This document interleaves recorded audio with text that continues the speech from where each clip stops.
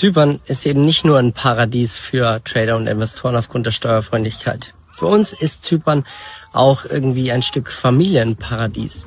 Wahnsinn, hier spielt sich alles draußen ab. Ihr seht, bei Mitte Dezember 20 Grad ist einfach nur perfektes Wetter. Und dann gibt's diese Momente, dann sitzt du da, überlegst, schaust deinem Kind beim Spielen zu, spürst die warme Sonne, denkst nach, was wäre gewesen, wenn?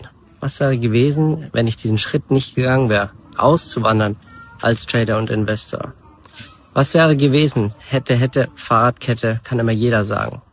Wichtig ist, zu dem Mut gehören immer Chancen und Risiko. Das ist genau dasselbe, wenn man sich jetzt eine Aktie kauft. Chance und Risiko. Natürlich ist es nicht mit dem Auswandern vergleichbar, aber für uns absolut ein Traum wahr geworden. In diesem Sinne wünsche ich euch einen tollen ersten Weihnachtsfeiertag.